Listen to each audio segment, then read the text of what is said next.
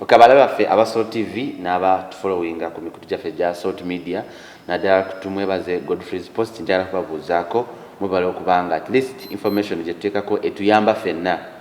tetumala galeeta tukola tuleeta banno bayimbi simanyi tuleeta baki wabula the few people wetubeera nabo nti baba batuyamba mu bintu ebigenda okubanga bikyusa obulamu bwaffe olunaku olwaleero as usual twogera ku nsonga z'eddiini. Yes, twogera ku nsonga z'eddiini. Tubadde nnyo mu lockdown ng'amasinzo bagagaddewo amasomero n'ebirala naye nga n'emyoyo gyetaaga okuddamu okusinkana Katonda ebikolobero bingi ebibaddeko. So recently president n'avaayo n'agulawo amasinzo oba ebifo ebisinzibwamu naye ku muwendo gw'abantu 7. Olwawo bangi balina amasinzizo agalina acres 10 n'okweyongerayo nga ddala bw'ogamba abantu 7 still kiba kireekawo ebibuuzo bingi. Ebyo byonna bye tugenda okuba nga atwanukula era ng'olunaku olwaleero ndi wa mukisa nnyo okubanga ate mbaleetedde Council Simon Senyonga. Bangi mumumanyi nnyo ayina ebigambo bizito atera nnyo okukozesa nnyo olulimi lw'abannamateeka oluusi ffe lwe tutategeera. Kansabe ababuuzeeko then tutandikira awo. Abalabi baffe nyongera okubaaniza mubale nnyo okutwegattako webale nnyo muganda wange okunkyaza era nsuubira nti Mukama Katonda abakumye bulungi nnyo era nsuubira nti omukisa guno gwe tufunye tugenda kukozesa bulungi nnyo okwongera okuttaanya ensonga ezikwatira ddala ku nsonga z'eddiini era twongere okulambulula n'okulambika ku bintu ebyenjawulo. Tutandikira awo. Bulijjo tukulaba oli ku TV ez'enjawulo oyogera nga munnamateeka. Who is Simon Senyonga? Tuyinza okuba twogera ne munnamateeka nga wasoma bya busomesa. Ate ekyo nakyo si kibi naye nga bw'oyogedde already okyogere bulungi nti ndi musajja munnamateeka. Nge natendekebwamu era genda kuukamu nasomera Makerere University awo nentikkirwa ne ngenda ku bbanguliro y'abannamateeka erya Road Development Center era eriri awo e Makerere. Okujjako ebyo ng'oggyeko ebintu abantu ekyo kyamanyi ndi musajja mukulembeze. Ndi musajja era eyeenyigira ennyo mu byobufuzi ne mu nsonga ezongera okulambika enkola gye tulina okubeera nayo ennuŋŋamu ey'amateeka mu ggwanga lyaffe Uganda. Ndi musajja mulokole, ndi musajja mukkiriza era nga ndi muweereza ewa Nabbi Prophet Elvis Monya wa Prophet Elvis Monya mbasanga omumanyi ennyo nga Katonda yampa omukisa era nampa n'obuvunaanyizibwa okumuweereza. So ebyo bitonotono ebinkwatako ya. Okay. Katono nnyo oyogedde ku nsonga y'okuba nti oli munnamateeka ate oli mukkiriza oli mulokole. Yes. Ebiseera ebisinga abantu bagamba nti oba balowooza nti omulokole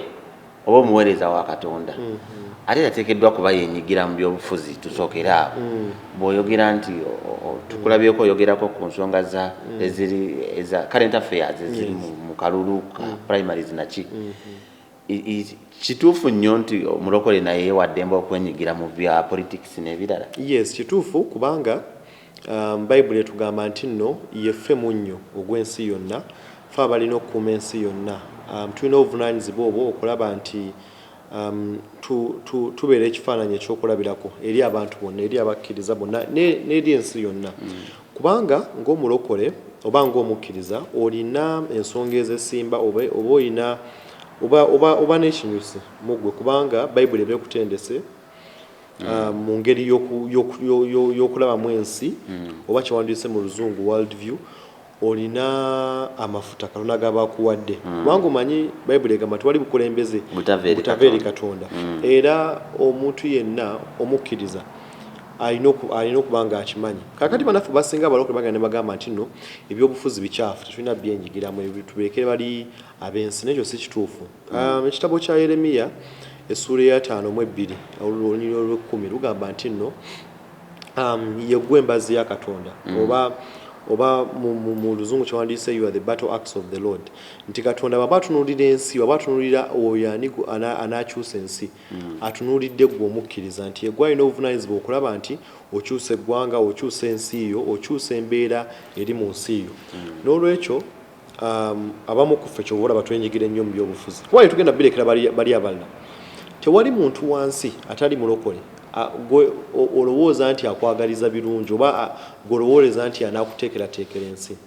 ate gwe yandibadde ekitangala mu nsi gwe yandibadde abyenyigiramu ebyobufuzi ebyo kyobola tumyenyigiramu so kiryoke omuntu yena omukkiriza waddemba okwenyigira mu byobufuzi tekiri just kyoke oba just muntu kumukkiriza naye tulina obuvunaanyizibwa si kya just kusalawo tulina obuvunaanyizibwa kubanga ekkanisa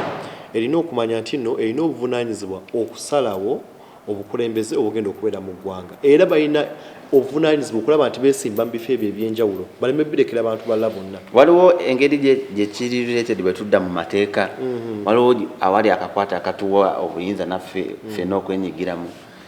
nga bakkiriza yes bw'osoma ssemateeka wa uganda n'amateeka amalala ssemateeka wa uganda for example agamba nti nno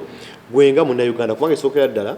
wadde oli mulokoleero oli munnauganda n'agamba nti waliwo obuvunaanyizibwa mukawaayirako omusanvu akasemateeka agamba nno olina obuvunaanyizibwa okwenyigira mu nteekateeka z'ensi yo bw'osoma akawaayirako ensanvu akasemateeka kagamba nti nno olina obuvunaanyizibwa oba olina eddembe okulaba nti wenyigira mu kusalawo obukulembeze bw'eggwanga lyo kakati ebyo byokka bensinza okukola ne wali amateeka ag'enjawulo nga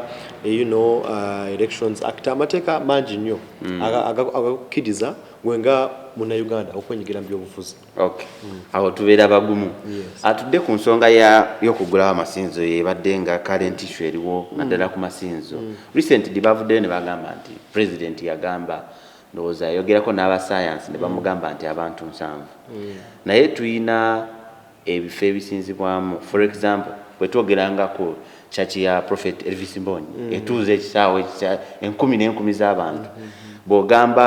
bwe twogera ku ekkanisa ya House of Prayer y'omusumba Lozias Bugingo Kayanja n'abalala bangi batuuza abantu abasoba mu 10,000 naye enamba ya 770 bw'ogyogerako ki ekisookera ddala ky'olina okumanya njagala nnyo ng'omukkiriza okwesigama ku byawandiikibwa ojjukira bulungi nnyo nti mu kitabo eky'olubereberye n'ekitabo ky'okuva bayibuli eyogera ku falaawo bwe yagezaako okugira abaana ba Isirayiri okufuluma eggwanga lya Egypt oba ery'e Misiri n'abagamba nti nno yes mbawadde eddembe mugende mu maaso mweyongeremu ebyo buli mukola naye temugenda tewala nnyo musinze wano kumpi ojjukira kyabagamba ekyo kaakati kyobalaba Katonda n'abaweereza nnabbi Musa n'agamba nti nno nedda olina okuleka abaana ba Isirayiri era najja nga wabeerawo obubonero obw'enjawulo bwe yakozesanga naye Bayibuli netugamba nno Katonda n'agumya omutima gwa Falaawo ne gufuuka ng'ogw'ejjinja nga tasobola kukyusa kintu kyonna era n'abagamba waliwo ne limitation nti abantu abaagenda bali namba 7 be yasookanga okukkirizaako genda kakati ekyo kirina biblical perspective ku kyo oba kirina okwesigama ku Bayibuli kyeyogera kakati bannaffe bannabyabufuzi enamba eyo 7 ekisookera ddala waliwo script Bayibuli gyateekawo era enkomerero ya Falaawo wagiraba bwetyo bwe yali kakati bannaffe kansuubire nti bakimanyi bulungi nti bali mu kuzanyira mu script eyo ate ekirungi gwe ng'omukkiriza omanyi enkomerero yakyo kyonna so tetwetaaga kubeerawo kudibetinga namba oba 7 oba si 7 ekyokubiri Yesu Kristo yatulagira engeri y'okusinzaamu tatugambangako nti gavumenti erina okutulagira engeri y'okusinzaamu tatugambako nti gavumenti erina okuteekawo kino na kino bwe baali baggalawo amakanisa tebagalira bantu 7 n'olwekyo gaggulawo tebeetaaga tuwa limitation kuba tebalina justification yonna baguddewo mu kikubo baguddewo owino baguddewo obutale bonna butuuza 10,000 z'abantu abagenda buli lunaku abantu abali mu butale obwo tebali organize number 1 tebafollowinga SOPs government zetaddewo bannabyabufuzi babeera benyigira era mu ebyo balimu nate okukyuka ku kanisa gavumenti nesiga ekifaananyi nti oba bw'ojja mu kanisa bw'ogenda okusanga corona oba balina kino kibateekateekawo nti owaaye bwemunagenda mu kanisa temwenyigira mu byabufuzi naye abaffe bw'oguddewo obutale n'ebifo ebirala bannabyabufuzi bagenzeeyo kaakati lwaki weeraliikira nnyo nti bw'onajja mu kanisa ate nti bannabyabufuzi tebalina kujjayo so enamba eyo 7 tena justification yonna kubanga scientifically sigirabawo zinandowooza nti ekyamagezi kye bandikoze nti bantunuulidde nnyo obugazi bw'ebifo ebikuŋŋaanirwamu nti oba oli kati ng'omusumba Lozias Bugingo House of Prayer tula ku acres 8 kati acres 8 n'ekitundu wandibadde wabeera liikiridde nnyo bagipima acres 8 n'ekitundu eza House of Prayer bazipima nga abantu beewadde 3 meters nga etuuza abantu 8 atenga I think service emu ya musumba bujenge tuza abantu ku mutwalo gumu kitundu service emu yes kakati echo nena bangi chini makuru kwegamba nze ng'omulokole sagala genda nnyo mbine bya science esugubera science ya tulagira engeri y'okusinza mu katonda ate science omutuufu alina kwesigama ku bwa katonda ate badafaza bane bakotinga science amanya abasajja amunga omusajja nga Newton yali musajja mukkiriza era kyovula bati amagezi age gasukkuluma ku bana science abala bonna era nalekawo mukulu gw'amaanyi nnyo so n'olwekyo toyinza kungamba nti science yalina okutulambika ekyo nedda awo boolaze nti nno ekkanisa si y'amaanyi oboolaze nti nno ekkanisa si kyekifo ky'okuwonyezebamu kubanga bonna agamba nti ekkanisa terina kujja mu lwadde baani abanajjamu recently tubadde ne primaries okulonda okubadde mu ggwanga tulabye bazze nga baddamu mu bifo ebimu wabaddewo entalo ekisooka 75% y'abavubuka mu Uganda abavubuka n'abantu ababulijjo bakoze okusalawo kwabwe mu kulayininga apo nga balonda abakulembeze baabwe era okulonda okwo kuyimirira mu mugongo tekuli munyo tekiniko mungi muvaawo nga mulabye nti ono yalina abalonzi abangi naye wabaddewo obukubagano nga bamala okulonda for example twalaba mu district y'Entunga mu Rushenyi nga bamaze okulonda ne wayitawo wiiki emu ne bagamba nedda tugenda kukuddamu manyi ono teyakoze eki ne tulaba minisita Mwesigwa Lukutane yaliwo mu biseera ebyo n'ajjayo emundu n'akubayo omundu later on tango doi n'avaayo ne bakola recount mbo ne balangirira era petition yabwe yabadde eggulo mu kooti bakulangirira leero atulabye ekyali esemba bulema wogola yesterday tulabye nga abantu bajjayo ssente bakola ki ensonga eno egenda kulekawo abavubuka era bw'ogitunulidde otya nga munnamateeka nga twolekera okulonda kuli okunene ekisookera ddala ebyobufuzi abavubuka balina obyenyigiramu ekyo kikulu nnyo naye ate abavubuka balina obyenyigiramu nga balina entegeera oba nga balina vision balina okulabira okwewala olwaki benyigira mu byobukulembeze oba mu byobufuzi abavubuka abasinga okwenyigira mu byobufuzi babadde bakozesa mu muzungu tuwandiise manipulation era bw'otunuulira obululu obadde bugendawo abasinza obwenyigiramu babadde bavubuka naye ate n'abasinza okuleetawo entalo oba ne confusion eyo era babadde baki bavubuka babadde bakozesa okulaba nti bateekawo confusion eyo kati ekisookera ddala omuvubuka alina okubeera nga ategeera bulungi nnyo waki abyenyigiddemu naye neno na situation edesewa abavubuka ebadese mu mbeera ebalaga nti nno bakozesebwa bannabyabufuzi ababaddewokko ekyokubiri nti abakozesa mu ngeri eraga nti tebalina oba buvunaanyizibwa oba magezi gamala kwerowooleza kubanga bannabyabufuzi abasinga olaba nti bakozesa ssente tewakyaliwo bakulembeze abasinga tebakyalina nsa kujja kakasa balonzi baabwe nti owaayo kyekino na kino ate era n'abalonzi abasinga era nga bamu era mwetwalidde n'abavubuka abasinga tebalowooza nnyo ku ggwanga nawe gye balina okubeera mu maaso eyo bagamba ekyo kimu nti kaffe mu lulimi olwaffe kasita otujjamu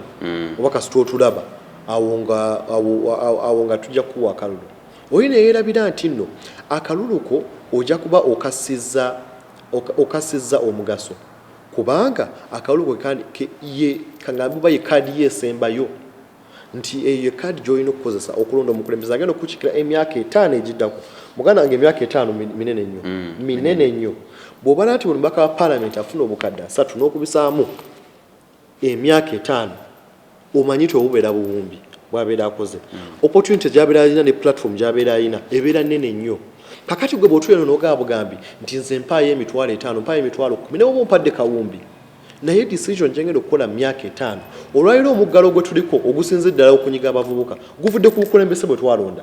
kubanga omukulembeze bw'aba atiitira nnyo omukulembeze agamba wadde moto yaffe egamba nti kulwatona n'ensi yange naye ate nze neesigamye nnyo ku sayansi kambateeko omuggalo wadde era tumanyi nno abantu tebakyata nnyo oba waliwo even tulina ne solutions katubaleyo ku muggalo mwe abali eyo omuvubuka oyo nga ofiiriddwa emirimu mingi nnyo kivudde ku bukulembeze kubanga abaka ba paalamenti omugalo gwali gutandika bayisa budget ennene beeyongeremu ssente okijjukira ekyo kati ssente ze beeyongeramu tezaali tezigenda kuyamba gwe munnayuganda nojjukira nti nno omubaka nga Gerald Kaluhanga yavaayo n'agamba nti nno nedda tugende mu kkooti tuyimirize enteekateeka ya sipiika ssente ezo naye ababaka be balwana kakati gwe omuvubuka gwe waliyo ekyo kifunamu ki ate jjukira kyali kinyigirizibwa gwe aba LDO baali bakuba abamu abasinga okufa baali bavubuka abasinza okujuza baali bavubuka kakati bwe tateeka sira ku bukulembeze bwe tulina kufuna emyaka 5 ejiddako ekiba kigenda kutegeeza nti nno fa bagenda okubonaabona n'olwekyo kaadi yeesembayo ey'akalulu toyinza gikozesa mu ngeri yakifuula nengoba mu ngeri etategeerekeka olina okuwerewooleza olina okutegeera oba kakosa olimi olimu nti olina okwebereramu mu ngeri zonna mbeera yonna gy'olimu ate bannaffe abasinga bano bwolekya abaminisita abakadde bona abasinga bagenda okuyingira palamenti oba ebyobufuzi baali bavubuka n'ekyo kikulaga basis ne foundation gye baalinako katunulira kankuwe practical examples gweteeberezaamu omukulembeze nga deputy attorney general ow'ekitiibwa Mwesigwa Rukutana bw'akwata emmundu n'agamba nti nayagala kuba masasi oba nayagala nasika emmundu nayagala okutiisatiisa abalonzi kikulaga kaliba y'abakulembeze be tulina nti bo tebakkiririza mu ndowooza bakkiriza mu kutiisatiisa omukulembeze oyo omwoyo Mwesigwa Rukutana bamuyita I think omwaka oguwedde mu kakiiko k'omulamuzi n'ayolesa empisa ensiiwuufu ennyo ng'ayogera n'amalala n'agamba omulamuzi kola kyonna ky'ayagala okukola era n'omulaba engeri y'adressingamu even if you take me to God tewali n'omu agenda mukwatako ebyo byennyini byayogera n'otunywa omukulembeze for example kangambe nga Governor wa Bank of Uganda Mutebire waliwo yavaawo nga batandise okuneza agamba twali n'omu asobola kunkwatako nze naye oba katonda tasobola kunkwatako kyokka we bacontrolling ensimbi oba ekitavu bank ekitavu ky'ensimbi mu ggwanga kaakati bw'otunulira obukulembeze n'otunulira ababaka abalwanira mu parliament gwe parliament n'ogisa ebbeeyi nti kati efuuse yakulwaniramu yes kale okulwanira kwandibaddemu awo ate gwe parliament noyagala ojwamba nosindikayo ba state operatives aba government ba SFC bagende bakube ababaka ba parliament ensi ogitadde mu ndowooza nti nno bw'oba omutakweseza maanyi takweseza mmundu takweseza kuvuma na kuvoola oba okulebula then omuntu tasobola kugusa nsonga ye n'olwekyo ekifaananyi kye basiiga nti tetulina bukulembeze obwensa kubanga obukulembeze obw'okusikangana obukulembeze nga tetusobola kwogera ku nsonga ne twawukana ne mu kitiibwa nti owaayi waliwo ebintu by'esigambye byetokkiririzaamu oba byokkiririzaamu nga sibikkiririzaamu naye tuwagana ekitiibwa tetuvoola ekyo ekifaananyi kye tulina okusiganga abakulembeze ate tetubyogera kubanga tugenda mu bifo bya bufuzi nedda ekyo kyennyini kye tuli tetwagala kweguula ku bantu ekyo kyennyini abakulembeze baffe kye bandibadde si kugezaako kwerabisa bwerabisa nakukola bintu bitajjansa lwaki tokulemberako ku bantu nga tetunaakweyongera lwaki teweesimbawo mu kifo ekimu ebyo ebigambo ebyo ne bitakoma eno ne bigenda ba ku palamenti oba ku platform yonna at least abantu ne babiganyirwa ekisookera ddala tuli mu nteekateeka era twasazewo ntugenda kujja okukiikirira abavubuka ab'ekitundu kya Buganda mu palamenti bakiwandiise Central Region tugenda kubakiikira mu palamenti eddako mu kalulu ka 2021 ekitwalayo mu palamenti eyo si lwa kuba twagala nsimbi sifa abantu abali obubi ennyo ekiri awo naye tusuubira nti eno value gye tulina oba ebirowoozo bye tulina byandibadde bigenda ku national platform okulaba nti tutereeza eggwanga lyaffe abantu beebuuza lwaki gwe buli kaseera obeera owaana Prophet Elvis Mbonyi buli kaseera obeera ku TV buli ayogera ku Prophet oyo okuba ekikonde lwaki omuwaana nnyo well ekisookera ddala kubanga nzikiriza mu Yesu Kristo omanyi Yesu Kristo bw'osoma ekitabo ky'Abefeso essuula ey'okutaano olunyi olwokuna lugamba nti no Yesu Kristo bwe yagenda mu ggulu yawa ebirabo eri abasajja abo yawa ebirabo oba yabayita okubeera either nabbi oba omubulizi w'enjiri oba omusomesa oba pastor alright omusumba oba evangelist pastor prophet teacher and what else office ziri 5 zeyawa kakati n'agamba nti nno ebirabo ebyo yabiwa abasajja okulaba nti ffe nga abakkiriza tutuuka ku level eya Kristo gy'alimu oba okutulaga ekkubo ettuufu erya Kristo so besisi yange esibukaawo majorly nti Yesu Kristo ebirabo yabiwa abantu so ekifaananyi kya Yesu Kristo kyolabirako ye musajja wa Katonda gwakusindikira kubanga Bayibuli egamba nti nno tojja kundaba okujjako ng'ogambye nti wakitiibwa oyo yajjidde mu linnya lyange n'olwekyo nze bwe ndaba musajja wa Katonda Yesu gwampeereza mba nkimanyi bulungi nnyo nti olwo mba ndabye Yesu tetuyinza kwebuzaabuza ku bintu bino Yesu Kristo oyinza okuba tumulabangako ne musajja wa Katonda gwakuweereza kyekifaananyi kye ky'omulabiramu. Ekyokubiri, bw'osoma mu kitabo kya 2 Chronicles 20:20 agamba nti no believe the Lord your God and you will be established. Nti bw'okkiriza Katonda ojja kuba osimbiddwa oba ojja kuba ng'olina omusingi ogw'amaanyi. N'agamba nti believe his prophets and you will prosper. Nti kkiriza bannabbi be ojja kuba otuuse ku nkulaakulana. Ebimu ku bintu Katonda by'atukkiriza okukkiririzaamu ng'ogyeko ye nga Katonda be bannabbi. Era nkulaze ekiwandiika wekiva nti believe his prophets and you will prosper. Nze saagala kubonaabona mu nsi, saagala kubeera mwavu. Tewali ayagala kubeera mwavu, nange saagala kubeera mwavu. Kakati Katonda bw'aba ampadde solution eri clear nti nno kkiriza nabbi obeerenga oprosperinga oba obulamu bukyuke. Lwaki sikikkiriza? Naye kankubuze lwaki nabbi Elvis Mbonyi? Kubanga ekisookera ddala Katonda nze gwe yampita okuweereza. Ekyo nkimanyi okuva munda mwoyo gwange, ekyo nkimanyi okuva mu kutegera kwange oba mu knowledge gyenfunye, ekyo nkimanyi mu experience gyenfunye mu bulamu. So ng'omuweereza we ekisookera ddala nsuubira nti olina okubeera nga ombuza nti lwaki bamwogerako omuwaana n'osuttasutta ne kisukka. Ati otekiyinza kusukka okuggyako ngamba nti no bwe mba nsinza Katonda mba nsusse nnyo. Bwe mba nsinza Katonda mba sisusse nnyo. N'olwekyo bwe mpaana oyo n'ensuuta. Bayibuli egamba nti nno mu kitabo kya 1 Thessalonians nti nno esteem highly nti saamunye ekitiibwa ekisukkulumu ennyo. Ekisukkulumu ennyo si just kitiibwa. Waliwo ekitiibwa kye tuwa abakulembeze baani nga Hebrews bwagamba nti nno honor leaders. Negamba esteem very highly the people who labor for you in the word and in doctrine. So olaba nti nze nina basis mu Bible lwaki mwagala nnyo. Ekyokubiri, ekintu kyenkola si kipya nnyo ekiri awo. Kivira ddala mu biblical basis. Tunuulira Petero omugoberezi wa Yesu Kristo. Njukira bajja nga Yesu ali mu kusaba mu nnimiro y'e Getsemani. Ne bajja ne bagezaako mukwatako n'ate mu kutu. Yamutemako okutu Yesu n'akukwata. Kakati kyenkola nti musajja wa Katonda gwe nzikiririzaamu. Nina okubeerawo eyo kkooli yange mu media. Ye abaffe era nyinza nange okuwa ekyokulabirako nti bannabyabufuzi abasinga obalabye omwaka ogwaggwaawo twalina omubaka wa palamenti eyafa Abiriga. Yagamba ye ali yero, ayambala yero, ebikopo bya yero, ennyumba ya yero, buli kimu n'akamotoka ke yali avuga kaali kaki ka yero. Ne tulaba ono omubaka gwe baakagala akaboko Evelyn Anite agamba nti muzeeyi gwaffe n'amufukamirira n'agamba komawo tukwesanza. Oba munnabyabufuzi asobola okukozesa amaanyi ago okuwaana omukulembeze agenda okufa enkya oba omukulembeze gwe tugamba aweddemu n'ensa atakyagoberera Katonda ate kaakati nze agoberera musajja wa Katonda. Actually kyenkola omukristaayo atakikola takkiriza mu Katonda. Bw'oba musajja oba Katonda akuweereza musajja wa Katonda mu bulamu omukyala wa Katonda mu bulamu bwo ng'amafuta tugassaamu kitiibwa nga bwe ngassaamu ekitiibwa. Kubanga ffe tuli kyakulabirako ekkanisa kyerina okubeera nga tukwata amafuta Katonda g'atuweereza. Yes. Kambuze Yesu Kristo ne Prophet Elvis Mbonyi ani gwe osinza okusinza? Nsinza Yesu Kristo kubanga Katonda atangambako omanyi kyolina okwawulamu nti Bayibuli etugambye nti nno tulina okussaamu ekitiibwa. Culture ebadde mu kanisa oba enkola ebadde mu kanisa nti twagala nnyo okwawulayawula ne tugamba owaaye nedda musajja Katonda muleka abeere musajja wa Katonda ne Yesu muleka abeere Yesu. Ne mwerabira nti nno Bayibuli yennyini toyinza kulaba Katonda Bayibuli kyeyogera tojja kundaba okujjako ogambye nti wa kitiibwa oba wa mukisa oyajjidde mu linnya lyange. Eno enkola ey'empisa omanyi tufunye nnyo enkola y'ensi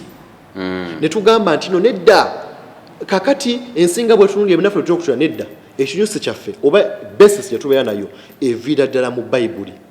Ekyo omukristaayo yenna atakimanyi nti Bayibuli etugamba nti no gwe Pawulo olowooza Pawulo yali musiru ogamba nti no ngoberera nga nze mwe ngoberera Yesu Kristo. Teyali musiru. Lwaki teyagamba nti no ngoberera Yesu Kristo? Kakati banafe abasinga bandyagadde twawule tugambe tujjewo nti okuwa ekitiibwa abasajja ba Katonda tuba twawudde nnyo olwo tuba Katonda tumuziggyako ekitiibwa. Nja kuwa ekisembayo bw'osoma ekitabo kya Hosea olunyolo 12 akanyiri yake 10 kagamba nti no by a prophet the Lord brought Israel. Oba Katonda yakozesa nabbi okujja Isirayiri emisiri nga olategeeza nabbi ani Moses nabbi Musa. Olowooza Katonda yali musiru obutava wansi najja ataasa abaana be? Teyali musiru. Lwaki yaweereza nabbi? omukubaweereza abe kakati n'olwekyo ekyo kyamuggyako ekitiibwa kyamussa ekitiibwa Katonda naye era Bayibuli yemu yetugamba nti nno Yoswa mu kitabu kya Yoswa olunyo chapter esooka egamba nti nno Yoswa Katonda yamuyisimusa n'amusukkulumya ku banne n'olwekyo waliwo abantu Katonda bayiwako amafuta n'abasukkulumya ate Katonda n'akusalira omusango ogw'amaanyi olasago obutabasaamu kitiibwa ekyo wakiraba mu kiseera kya Musa yalina abaweereza Miriam ne Aaron nawo nno baali bannabbi baali bakabona nga baweereza ne batamusaamu kitiibwa waliwo omulala baali bamuyita Kora era yali mu kiseera kya Musa n'agamba nno gwe Musa oza gwawuliriza Katonda naffe tumuwuliriza Musa si Katonda yamugamba olwaliro ogenda kulaba ani yayitibwa Katonda era nga tebunnazibwa ettaka ligenda kweggula likumire kakati n'olwekyo Katonda nno bw'aba akwata ku basajja ba Katonda kyekitiibwa ekyo kyagala tubalabiremu nti oli bw'omulaba Katonda yennyini yabeera ze. Okay. Yes. Waliwo entalo nyingi mu basumba baffe ekisooka balina medias naye waliwo obutakwatagana okutunulira okwange olumu abamu banyiiga olw'okuba nga bw'ogambye nti oli alina amafuta amangi alina feva nyingi okusukka ku balala oli n'anyiiga kiva ku kigo kitunuliro kisobola okugwawo kitya lwaki tubeera omu kwekuba ono bw'abeera n'abantu bangi ono bw'akolayo kino ono n'akiwakanya kiva ku ki gwe nga munnamateeka era mukkiriza omuntu asoma Bayibuli kintu ekyo kiva ku ki ekisookera ddala ekitabo kya Yokaana kigamba nti nno ensi ejja kumanya nti twayitibwa Katonda nga tuli bumu engeri ensi yokka gye n'amanya nti wayitibwa nga nange nayitibwa nga tuli bumu nga tewaliwo ezo njawukana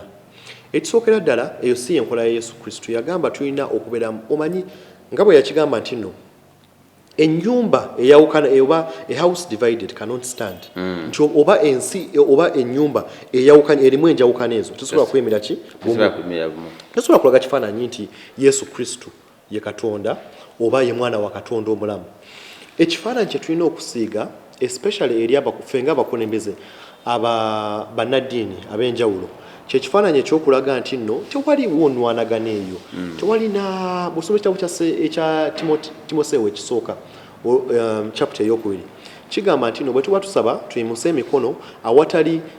kubeera nga tokkiriza mu mutima gwo oba awatali kubeera nti olina kibandiisa oba akasajja ku mutima oba olina ng'olina obukubagano obwo nti Yesu Kristo ennambika gy'atulambikamu engeri y'okukolagana awamu y'ennambika eyo eraga nti tulina okubeera wamu ekkanisa okubeera y'amaanyi tulina okubeera nga tuli ki bumu kintu kiri kinasookeddeko nti okuyitibwa buli mwabeera n'okuyitibwa okw'enjawulo bw'oba oli musumba omanyi waliwo endowooza eno enkyamu mu makanisa nti nno nti bwe mbeera omusumba ndi nabbi ndi mubulizi wa njiri ndi buli kimu nedda ndi bishop Katonda yagamba nti nno abamu bayitibwa kubeera bannabbi abamu ne bayitibwa okubeera abasomesa abalala ababuulizi b'enjiri n'ebigenderako n'olwekyo togezaako kulowooza nti nno oli bw'aba ali kino ate gwe kikufuula atali w'amaanyi nnyo wandibadde ogoberera nnyo omulamwa gwa Yesu Kristo yagamba nno tubuulire enjiri eri ensi yonna n'agamba nti nno tulina okubuulira tukyuse sisitimu ez'ensi olwo lwe balimanya nti ekkanisa y'amaanyi so buno okulwana kuno nkola ya kito nnyo ate omanyi muganda wange okubeera ng'oli muto mu byenzikiriza tekirinaako myaka tekiri based on ku myaka Bible yatugamba mu kitabo kya Hebrews nti they who have exercised their senses by reason of use oba bakozesezza senses zaabwe okulaba nti bagoberera Yesu Kristo byagambye oba nga bazimba okukkiriza kwabwe abo nno be bakulu Paulo najja n'agamba mu Bagalatiya ekisuula ey'okuna nti nno an heir as long as the child nti omusika bwe yerabanga omuto kakati bani abasika ye kanisa nti twasikira byonna Yesu Kristo byatuwa nti tetulina kulwanagana naye bwe tunaabeerawo nga tulina endowooza y'ekito nti ono w'amaanyi ono si w'amaanyi nti lwaki ono alina numbers nnyinza okusinga nze mbuulidde enjiri emyaka 2 osobola okuba nga obuulidde enjiri emyaka 2 naye ng'oli muto mu by'omwoyo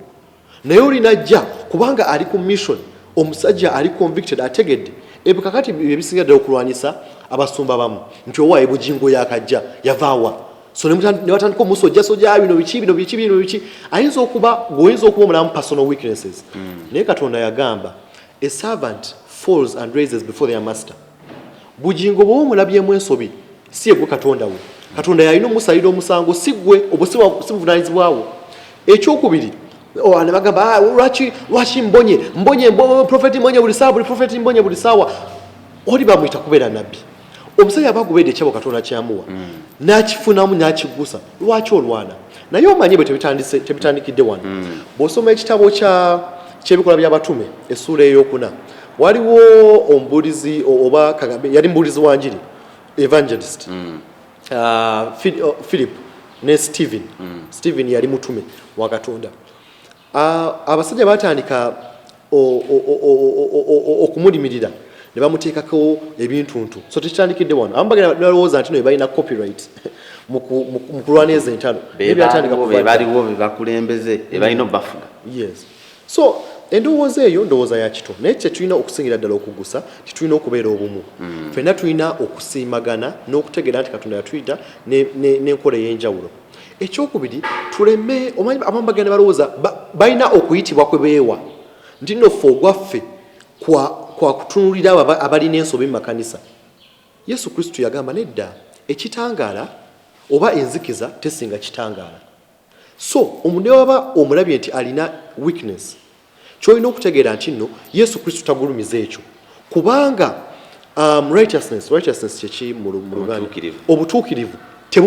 si bwa buntu bwa Katonda. Ekyokubiri era essula negamba nti no we have this simanyi kyongera mu Luganda we have this gift in earthen vessels nti tulina ekirabo kino nekiri mubiri omubiri munafu n'ekirabo kyolina gwe nga gwe oyinza okuba olina obulafu kubanga okyakola mu bulokole naye ekirabo kyolina kiri pure ekirabo ekyo kiri pure. So ekkanisa terina kubeerawo ng'esojjagana ono alina ensobi ono yakoze kino nedda tunuulira ekirabo omuntu kyalina ekirabo ekyo kyekigenda singa otunulira ekirabo ekyo n'okiwa opportunity conducive atmosphere bagamba nti ekirabo ky'omuntu kimusegulira Bayibuli bwetyo bwegamba. Yes, oza waki Katonda tyagamba nti nno Katonda tyagamba nti nno oba ensobi zo ze zigenda okukulembesa nedda. Yesu Kristo alina obwagazi oba love kyekisingira ddala obukulu era kyovulaba Pawulo yagamba mu kitabo kya Bakolinso ekisooka essula y'okumi agamba nti nno bakumi agamba nti nno ebintu bino ebirala byonna bigenda kuggwaawo naye ebisatu essuubi okukkiriza n'okwagala tebigenda kuggwaawo. Ebifunze byentunuulira. Simon oli muntu wa media nnyo. Yes. Tusigaze ebibuzo nga bibiri tumale. Media z'abalokole ziganya okukulaakulana. Simanyi lwaki naye balina ngenda kuwaayo points nga bbiri nkubuuza ekibuzo ekisooka nti waliwo ebintu bingi ebigendererwa. Ekisooka tubadde ne medias nga buli lunaku bateekako okusaba abantu sente for example abakati nze gyemanyi kati nga Soroti recently Pastor Bujingo yavaayo n'agamba abantu okumuwa sente olwokuba mu lockdown bali balina okusasula ku renew contracts n'ebirala naye bwekyagwawo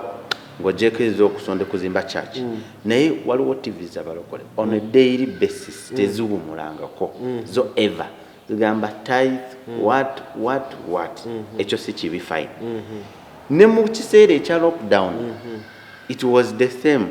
nga basaba abantu sente kati nga waliwo abantu abeebuuza naye baddala abantu bano lwaki babeeranga buli kadakiika sente simanyi oba it's a digital system eyazze naye omuntu kyandibadde kitya okuwaayo ekiweebwayo ekyo. Esookera ddala Bayibuli etugamba nti nno buli muntu aweeyo ku nsinziira y'okukkiriza kwe. Si kituufu omuntu aba wakuwaayo okwewaayo kuba kwa kyeyagalire. Tulina kubeera force, tulina kubeera coerced, tulina kubeera nti waayo bw'otawaayo ogenda kufa. Nedda eyo si enkola ya Yesu Kristo. Naye ekyokubiri saagala kisimbako nnyirasira kubanga zisitunulira kintu kibi. Ekisookera ddala omukristaayo ali eyo kikyamu okulya ekimu eky'ekkumi si kituufu. Bayibuli etugamba bulungi nnyo nti mulete mu nyumba yange wabeerewo ekitabo kya Malakayi. Awo wenyini. Actually recently Pastor Bujongo yabagamba nti nze sigenda kusaba abantu ssente muzise ku TV naye kyemmanyi nga kyoyogedde si kirungi kulya kimu ky'ekkumi. Bw'oba owulira mu mutima gwo n'ebiweebwayo gwe kitereke kyaki bwe zirigulirawo oli waddemu ogamba nze mbadde nkikuŋŋaanya kino kireese abantu ndowooza ne bakikwatamu bubi ne bagamba omusajja agamba mutereke ssente tujye tuziweeyo era bw'oyogedde ekyo n'enkijjukira. Ekisookera ddala nze saagala ekisingira ddala okutawaanya abakristaayo abasinga tebaagala kuwa. Bayibuli bw'oba towa tosobola gaggawala. Eyo ye system Katonda gye yateekawo. So mu Bayibuli okuwaayo teeka era kiraga nti omuntu akuze. Bayibuli egamba mu kitabo ky'olubereberye essuula eya 22 olunyiriri olusooka nti Katonda kyakozesa okupima okukkiriza kwa Ibulayimu kwali kuwaayo ye basis yasooka nti yalina okuwaayo. Bayibuli negamba nti nowaayo naawe ojja kukola ki kuweebwa. Kakati amakanisa agasinga actually ekyo kyamu nnyo tegatadde ssira kukuwaayo. So ze siri nga bana abeesiriwaza ne beewuddisa ne batandika okuba abasumba bagamba nti muweeyo nedda ekyo kikyamu.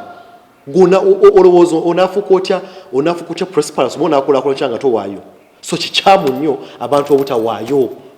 Naye era Bayibuli ekulambisa engeri gy'olina okuwaayo. Ekisookera ddala olina okuwaayo ekimu eky'ekkumi. By the way abasinga tebamanyi nti ekimu eky'ekkumi abasinga bagamba nedda lwaki tukiwaayo kubanga omanyi ffe tuli mu nzikiriza oba New Testament ekirimu nedda genda osome Hebrews 9 Hebrews 3 kyogera ku tithe kyogera mu ngeri gy'olina okuwaayo. So ekimu eky'ekkumi kikulu nnyo. By the way omuntu atawa kimu kya kkumi oyo muntu mbasimbalaamu nti actually muntu mukristaayo ategerekeka si mukristaayo ategerekeka. So abantu abagezaako okulimirira abasumba bagamba nno muweeyo era endowooza nkyamu nnyo oba yibadde endowoozayo nga gwe eyo naye obadde nkyamu nti tetulina kuvumirira Yesu Kristo bintu byataddewo. Ogwaffe gwa kusomesa bantu ngeri ntuufu yakukikolamu nesiga bugambi nti nedda bano basaba nnyo owaayi wali okomplainzeko nti nga leero nzisiza nnyo toyinza kukoma kussa n'olwekyo n'okuwaayo toyinza gamba nti no nawaddeyo nnyo twawaayo luli we bakuyita ku mbaga we bakuyita school fees osasula buli lunaku olya. Naye Mr. Simon siganye Yesu okuwaayo nkiwulidde naye ate waliwo ogambye nti Bayibuli ekulambika engeri gy'olina okuwaayo naye tetuyinaayo abasumba abalala babasumba babakkirizo babapasito bababishop babakatuliki n'abalala abantu bonna abateekayo omutemwa nti okuwaayo oba tolina zino towaayo ekyo olowooza si kyekivuddeko obuzibu kuba kati okuwaayo bwemba nyina okuwaayo kyennyina bwemba siyina onsabye nkuweeyo emitwalo 10 sigiina kati mukyaki kitongobyemu. Ekisookera ddala nze saagala kutunulira nnyo kiri nti era abasumba bateekawo omutemwa njagala ntunulidde intention oba omwoyo gw'okyogereramu. Abasinga ebintu bya Katonda tolina bikwata mu Katonda bwakuwa okubikkulirwa tolina kukwata mu ngeri eri critical n'olowooza nga bano abantu ba bulijjo nti ero nga batusabye nnyo ssente nnyingi owaayi gavumenti bw'eteekawo omusolo nekutirawo omutemwa nti okoze business gwe guno omutemwa yeno threshold gy'olina okuteekawo nga toyomba. Okitegeera nze saagala ndowooza eyo egamba nno abasumba basaba nnyo nedda eyo ndowooza si ya kigunjufu mu ngeri y'ebyokolamu ebyokukkiriza. Naye era kyolina okumanya nti nno ojjukira omukyala yaweeyo epeesa lyokka lye yalina. Katonda yagamba nti by the way yawaddeyo nnyo okusinga bali abalese ki ensimu ezikakaba Katonda atunulira mutima ogw'okuwaayo. N'olwekyo olina okumanya ki omutima gwo owaddeyo lwa nsonga ki. Tuyina freedom of speech and expression right naye waliwo enkola eyazzeewo mbi nti omuntu bw'avaayo katugeze mu Uganda n'alaga nti nze ndi wa kibiina gundi openly n'alaga ate wabaayo abamwataakinga yetu omuntu yandibadde waddemba okuvaayo n'agamba nti ndi bwenti ne bwenti ekyo kiri awo. Ababuulizi b'enjiri kyagala kufaanana ekiri kyetwasookeddeko abavaayo nabo ne balaga lwatu nti nze ndi wa gundi oluusi basobola bamanyi okufuna negative impact from the public. Ensonga eyo njogerako kyo omuntu waddemba okuvaayo n'ayogera obanga munadiini omuntu yenna yandibadde yasirika n'asigaza ekintu ekyo mu mutima. no omuntu yandibadde tulina eddembe mu ssemateeka namwe na gavumenti akawaire akabiri mu omwenda akasemateeka kagamba nti tulina eddembe eryobwanga okulaba tuwaayo endowooza zaffe baithe abantu abasinga tebategeera bw'okyogedde bw'otyo kubanga njagala addressinga lwaki abantu batya nnyo abantu aboogera kaakati ssemateeka kantandikire ku besisi y'amateeka era kyekisookera ddala eddembe lino ery'okwogera kyoyagala litegeeza ki bw'osoma etteeka erimu lyetukkirizamu mu uganda baliyita International Convention on Civil and Political Rights era akawaayiro akabiri mu omwenda kagamba nti no akawaayiro aka 19 kagamba nti no eddembe lino ery'okwogera lirimu amatuluba asatu you have the right to seek oba olina eddembe okunoonya information so bw'oba oyogera ku ddembe ly'okwogera waliwo the right to seek information to find information number two, and find the right to impart information nti waliwo eddembe okuwaayo information ekyokusatu you have the right to distribute information oba okwogera n'okusaasaanya endowooza zo era ne ligamba etteeka nti nno eddembe ly'okwogera tekitegeeza nti no olina kwogera bisanyusa bantu nolina n'okwogera ebinyiiza abantu mbadde sikimanyi yes ne bwoba oyogedde ekintu ekinyiiza olina eddembe lyo bayize twalina omusango gw'amaanyi waliwo munnamawulire ow'amaanyi baali babiri omu bamita Andrew mwene bamita Charles Senyonga obo edda waliwo etteeka lye babateekako eryabanamani bagamba edda temulina kwogera bintu bitiisa bantu abintu byogera ku gavumenti ne bagenda omusango gwabira ddala ku Chief Magistrates Court ne gutugera ddala mu kkooti ensukkulumu era omukulamuza bamita omugezi kati Mulenga n'agamba nti nno oli bw'ayogera ekintu ne bwe kiba kiwaawaza alina eddembe okukyogera toyinza gamba nedda oyogedde ebintu ebinyiiza gavumenti nedda ne bwoba onyiizizza gavumenti olina eddembe okulyogera ne bwe mba nkogeddeko ekintu ekikyamu naye nga kiri factual nina eddembe eryo ekitakkirizibwa kwe kulebula okitegeera oba kibayita libel oba defamation nti oyogedde ekintu ekitali kituufu ekitattana erinnya lyange kakati gweolina abagoberezi bangi nnyo ku mitimbagano bw'oyinza nenkwogerako ekintu nti nooli musiyazi abalabi babasinga nga balokole nga tebakikkirizaamu nenkutira numbers osobola okugenda mu kkooti n'ogamba nno ono yandebudde n'olwekyo osobola okugenda mu kkooti ey'engassi n'osasula engassi n'ogamba nno owaaye yeno engassi kye bayita fayine n'osasula fayine eyo yabakuwadde ekyokubiri nti ssemateeka era alina ekkomo ku ddembe lino ery'okwogera mu kawaayiro akanamu esatu kagamba nti nno ekisookera ddala ekkomo likoma wa kubanga abantu balina okutegera ekkomo we bakubanga boogera ekisookera ddala gavumenti esobola okuteeka ekkomo ku ddembe lyo bwe biba ebyoyogera disorganizing public order for the sake of public order basobola okukugira kyova olaba olumu bannabyabufuzi bagamba nedda omuba mugenda mu butale mukubeyo enkuŋŋaana ate mwonoona ebintu awo nno ngakola ki bakugira ekyokubiri gavumenti erina okubanga etaddewo etteeka eriri clear etteeka lirina okubeera specific and very clear nga bateekawo ekkomo ku tteeka eryo toyinza kuŋŋamba nti nno Godfrey olwaliro ogambye nenza gavumenti negamba nti nno tolina kwogera kaŋŋambe nga ku nsonga mpa ensonga yo naza nkubulira etteeka sirina kwogera ku bayimbi kale nogamba tolina kwogera kintu kyonna ku bayimbi nga lyeryo etteeka nedda eyo toyinza kubeera tteeka talina okubeera space nogamba nno tolina kwogera ku kaŋŋambe item bweti ne bweti ne bweti so that ono omuntu exercisinga right ye amanyi nti wano wentandikira wano wenkoma okitegeera ekisembayo okukoma ku tteeka eryo olina okuba mu luzungu simanyi it must be demonstrably justifiable in a free and democratic state nti bw'oba otaddewo ekkomo lyonna basis ebeera demokrasiya nti mu demokrasiya abantu bakola batya kubanga mu demokrasiya babeera n'eddembe ly'okwogera so ekkomo basis etutunulyako yenkola yaki ya demokrasiya okay related to that tuina recently UCC yavaayo negamba nti ife abakozesa emikutu egya social media tulina okuregisteringa twogera bingi kati abantu ne batya wenga Munnamateeka teeka kyerituwa obuyinza for okukozesa emikutu gya social media oku expressinga views zaffe kubanga abantu bangi nga bwola for example singa teba recording akatambi ka lukuutana banderaze batya nti naye oli yakozesa essimu ye na recording n'akateeka social media ne kasaturating we balabire kino ekyo UCC yavaayo nga mulina okuregisteringa mu for abantu ne batandika gamba oba kizze olwokuba muri mu politics abantu bako social media okuvuma abantu teeka kiri tulina obuyinza for social media oku expressing oba kwogererako nga bino betukola yes tulina eddembe eryo ekisookera ddala era lisimbidwa mu ssemateeka baire eddembe lyobadde ombuuzaako lyo lyennyini nti pati gyessa kugambye eddembe ly'okwogera by'oyagala litwaliramu oba lirira mu ttuluba eriraga nti nno oyina okwogera ku mikutu egy'enjawulo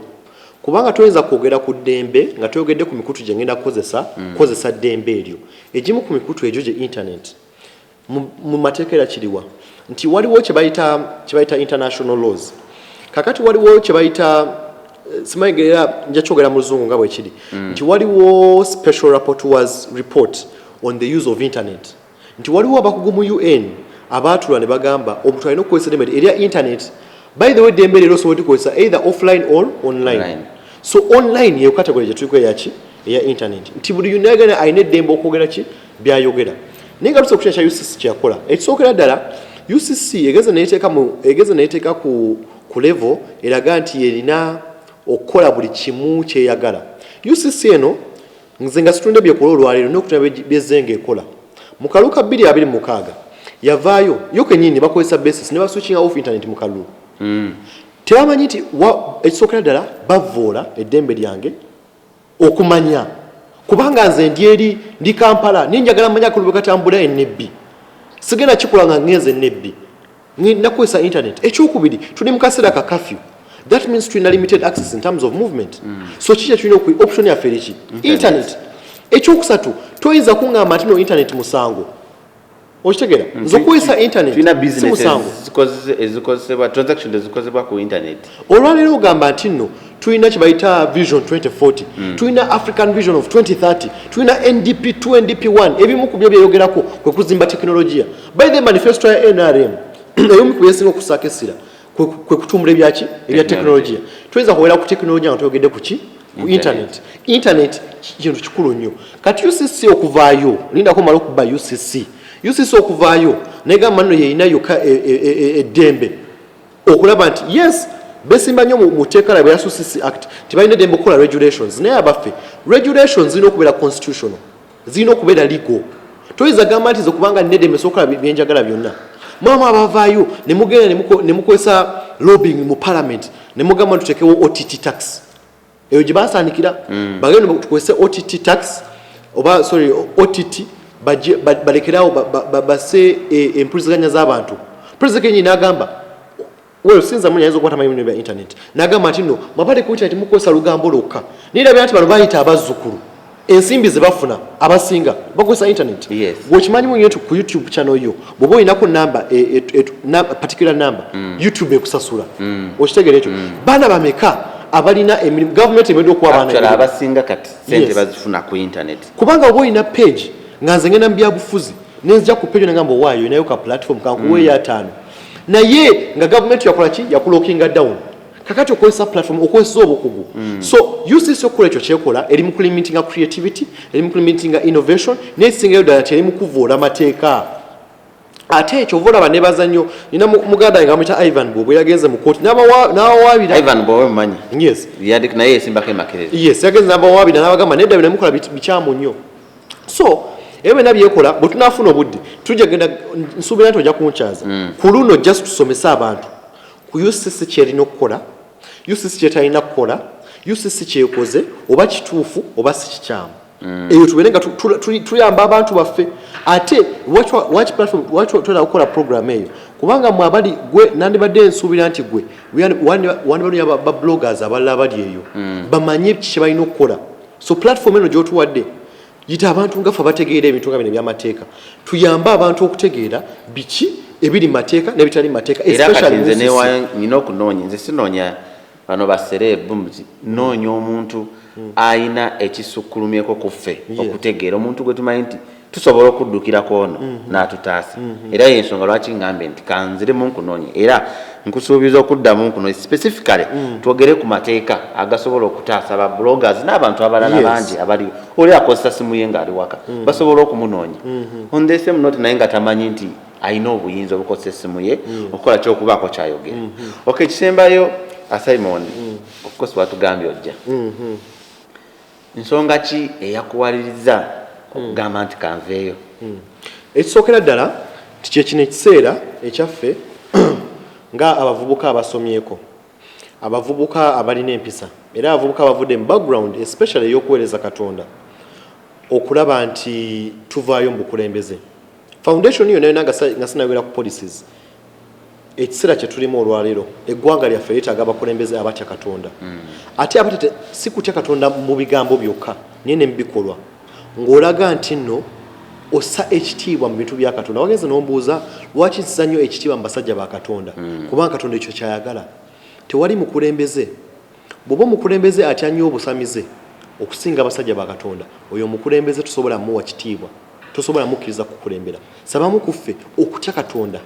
kwe twesigamye, kubanga era Bibiriya tugamba okutya Katonda amagezi gaki gatandikira. N'olwekyo amagezi ange gatandikidde awo nti mu kutya Katonda mwenfuna endowooza eno egamba nekisookera ddala tugende mu maaso tuyambe abavubuka mu by'obusuubuzi okutumbula ebyenfuna byabwe. Tutaddewo pulojekiti ez'enjawulo gweteeberezaamu singa tutandiseewo sako etwala abakulembeze mu bwakabaka mu region gye tugenda okukiikira abavubuka ba Buganda Central, nga nze ngenda kuteekayo ku musala gwange at least million 2 myaka 5 ezo bubeera obukadde 120. Ezo sente ziba nnyo butandika investments nga tugula ettaka ne tuzimbako amasomero ne tutandika okubeera n'obukulembeze obuwaayo eri abantu, kubanga teweetaaga sente nnyingi nnyo okukola bintu ebimu. Neevaayo ne ŋŋamba nti nno tuzimbye ty ebintu bya tekinologiya, kubanga omuvubuka olwaleero kikkirize gye bukeerera ne gye buzibira tekinologiya genda bwera musingi kintu kya muggundu nnyo. Ne tugamba nti tuzimbe tya policies eziyamba tekinologiya, abavubuka tubayamba okutegeera tekinologiya gyasobola mukozesaamu okutumbula ebyenfuna byabwe n'entegeera yaabwe. Ekya kye ŋŋamba nti nno abavubuka tuveeyo. Ogeza n'ombuuza lwaki njogeza maanyi, lwaki njogeza buvumu? Obuvumu buno kuzzaamu bantu ssuubi, kwebyo byenzikiririzaamu nti olwaliro omukulembeze omuvubuka gwe yeetaaga ye mukulembeze omuvumu, omukulembeze eyekkiririzaamu. Abavubuka abasinga tebekkiririzaamu ekyo kye bali, kinayise identity crisis. Abavubuka abasinga tebeemanyi, batiitiira kyobula basobola okugulirirwa. Olina akuwa siringi 2 n'olowooza nti akuwadde nnyo, n'oba ompadde 5,000 si nnyingi nnyo, n'oba wasuza enjala si kingi nnyo. Yesu omuntu asobola ozikuwa n'olina okutegeera, olina okwerowooleza. So abavubuka abasinga babadde balakinga identity crisis, okwemanya, niyo balakinga purpose, nti oli akeera ku makya tamanyi lwaki ali ku nsi, abeerawo kukeesa na kuzibya. So kyetwagala abavubuka abeere ne purpose, abavubuka babeere n'okwekkirizamu, babeere n'okumanya n'okutegeera ensi yaabwe bw'erina okufugibwa, bw'erina okubeera ng'etambuzibwa. Kyova olaba tuvaayo tubagambe nno twenyigire nnyo bino ebyobufuzi. Kyekindeese okukiikirira abavubuka abali mu kitundu kya Buganda mu Parliament eddako mwaka 2021-2026. Era mbasaba bannange ng'osanga kisakano engeri gy'okampadde, mbasaba akalulu, mbasaba mumpagire, nsuubira nti ngenda kubatuukirira. Temugenda kwejjusa bwe munaalonda omukulembeze nganze. Ekyo sikyogera kubanga njagala kifo kya byabufuzi, naye nkyogera kubanga nkimanyi bulungi nnyo enteekateeka ze mbaleetera, enteekateeka ze nkozeeko n'engeri gye mpeerezaamu. Nsuubira nti nze mukulembeze gwe mwetaaga. Abantu tebalowooze nti obalidde ogenda kujja bakuwa ssente oba papisi nga bakola at fine oba yuwe. Nedda, eyo si enkola eyange, kubanga abamu kuffe tuweerezaako, usigagenda okubeera level yaffe esoosa okuweerezaako, especially abantu baffe tuweerezaako abantu gweyita omuntu wa wansi. So nze enkola eyange si yagenda mu Parliament kwekkusa, si yagenda mu Parliament kufuna kadaala. Akadaala nsobola okafuna ogambye ndi media mbeera nnyo mu media. So seetaaga Parliament kunyongerako